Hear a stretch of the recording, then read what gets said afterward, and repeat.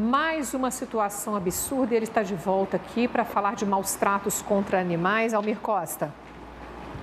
Luciano, é uma situação terrível que foi encontrada pela polícia, tanto a civil quanto a militar, lá na região nordeste de Goiás. Um fazendeiro do município de Guarani de Goiás, lá na região nordeste, ele foi preso em flagrante por maus tratos animais. Na fazenda desse homem foram encontradas quase 90 carcaças de gado mortos. E mortos, sabe como? De fome.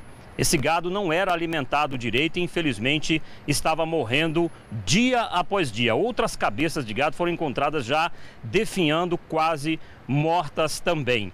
E lá nessa fazenda também a polícia constatou ainda uma outra ilegalidade, que é a extração proibida de madeira para comércio ilegal de madeira. A Polícia Civil já começou a investigar esse absurdo encontrado nessa fazenda lá na região nordeste de Goiás e quem está à frente dessa investigação é o delegado Humberto Soares, que a gente vai ouvir agora sobre essa situação toda que foi encontrada lá nessa fazenda.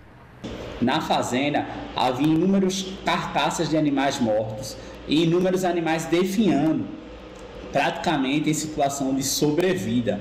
O proprietário da fazenda não estava alimentando os animais da maneira correta e também não estava provendo os atos de apoio à própria saúde dos animais. Em investigações, nós descobrimos que a fazenda não tinha nenhum veterinário responsável pela saúde e pelo bem-estar dos bovinos. Lá na fazenda também havia comércio e extração de madeira ilegal. Então a pessoa também foi responsabilizada por fazer uso de madeira de lei sem autorização dos órgãos públicos.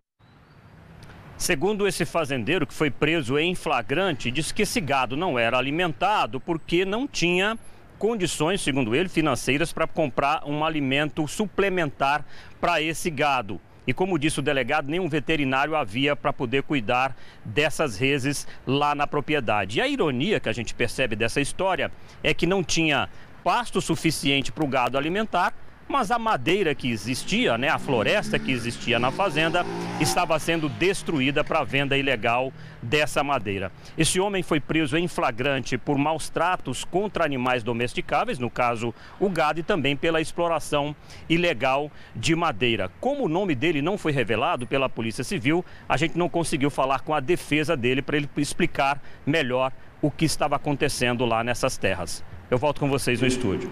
Ok, Almir, muito obrigada pela sua participação.